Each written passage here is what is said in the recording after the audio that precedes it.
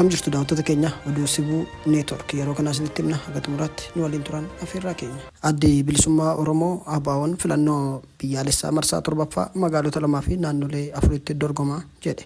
Addi bilisummaa Oromoo ABO'n filannoo biyyaalessaa marsaa 7ffaa banaatiin magaalota 2 fi naannolee 4 Finfinnee, Dirree Dhawaa, naannolee Oromiyaa, Hararii, Amaaraa, godina saba Oromoo fi Beenishaangul Gumuzitti akka dorgomuu fi kanaafis kaadhimamtoota 163 boordii filannoo biyyaalessaa Itoophiyaaf dhiyeeffachuu beeksise. Adda bilisummaa Oromootti dura ta'an koree naamusaa fi to'annoo jaalalamaa Yodiroo bitootessa 17 2026 waajjira isaaniitti gaazexaa bariisaatiif ibsa kennaniin kaadhimamtoota jaarmichi filannoo biyyaalessaa marsaa 7ffaaf dhiyeesse 163 keessa walakkaan mootummaa federaalaaf dorgomnaa jedhan. Kanneen hafan ammoo naannolee arfan Oromiyaa, Harar, Amaaraa, godina saba Oromoo, Beenishaangul Gumuz keessatti dorgomuu ibsan.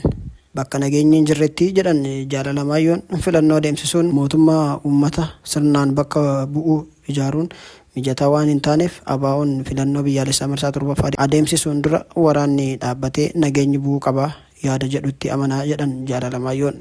Jaarmiyaan sun qaamolee gaaffilee siyaasaa qaban waltajjii tokko irratti waliin mari'atanii utuu fala siyaasaa barbaadanii nagaa buusanii gaariidha yaada jedhu qaba. Haala nageenya amma jiruun Finfinneen ala ba'anii sochii duulana filadhaa adeemsisuun rakkisaadha jechuun ibsan. Itti dabaluun addi bilisummaa Oromoo filannoo biyyaalessaa marsaa 7ffaa irratti hirmaachuuf maanifeestoo qopheeffate itti adeemaa jira jedhan. Oromiyaa giddu galeessa diimokiraasii, nageenyaa fi misoomaa, guddinaa fi badhaadhinaa taasisuun akkasumas sagantaalee misoomaa, siyaasaa, hawaasummaa fi diinagdees maanifeestoo jaarmichaa irratti ibsameera. Nageenya mirkaneessuun ajandaasaa isa jalqabaa ta'us himaniiru. Naammayyeessuun dargaggootaaf carraa hojii bal'aa uumuu, uummanni nyaataan akka of danda'u taasisuun, agiroo piroosesingii bal'isuun, bu'uuraalee misoomaa bal'isuu, mirga dubartootaa tiksuu, mirga sabootaa fi sablammootaa tiksuu, jaarmiyaalee dubartootaa siiqee jabeessuu, olaantummaa seeraa mirkaneessuu, mana murtii bilisaa taasisuu, baankii biyyaalessaa ogeessotaan akka gaggeeffamu taasisuun, diinagdee biyyattii dhiibbaa dhaabbata maallaqa addunyaa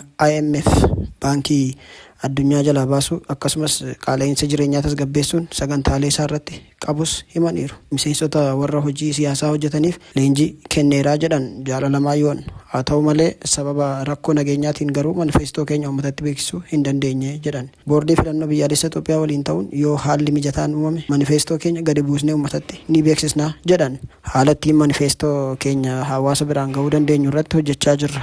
Ammaaf karaa miidiyaa mootummaa fi dhuunfaa dhaamsa dabarfachaa jirras jedhan. Dhaabbatichi filannoo biyyaalessaa marsaa 7ffaaf irratti kan hirmaate. Dhaabbatichi filannoo biyyaalessaa marsaa 7ffaa irratti kan hirmaate haalli mijataan jiraatee osoo hin taane filannoo irratti hirmaachuun akka qabsoo nagaa geggeessuutti waan ilaalluufi jedhan. Dhumarrattis haalli filannoo mijataa ta'uu baatus jaarmichi carraa argametti fayyadamuun kaayyoo isaa bakka ga'achuuf socho'aa jira jedhan. Mallattoon filannoo ABO horooroo ta'uu eeranii horooroon ulfoo, horooroon mallattoo seeraa, nageenya, walqixxummaa, misoomaa fi oroomaa waan ta'eef uummanni akka isa filatu dhaamaniiru jaalalamayyo Diroo. Oduu xumuraan Raashiyaan USA akeekkachiifte. Ministeerri dhimma alaa Raashiyaa waldhabdee Ameerikaa fi Kuubaa gidduutti guddataa dhufe ilaalchisuun ibsa cimaa kennite.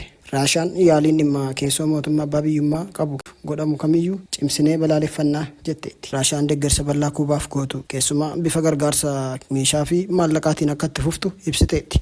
Moskoon kallattiin maqaa USA osoo hin ibsin Kuubaa irratti dhiibbaa fi doorsisni hin malle akka hin fudhanne akeekkachiifte. Raashiyaan Kuubaan hanqina boba'aa fi addaan cituu humna ibsaatiin rakkataa jirtuuf boba'aa fi gargaarsa namoomaa erguuf qophaa'aa akka jirtu himamaa jira. Pirezidaantiin Ameerikaa Doonaald Tiraamp Kuubaa to'achuu akka barbaadan erga ibsanii booda deebii Raashiyaan naannicha gara waldhabdee dippiloomaasii haaraatti geessuutti jira jedhan.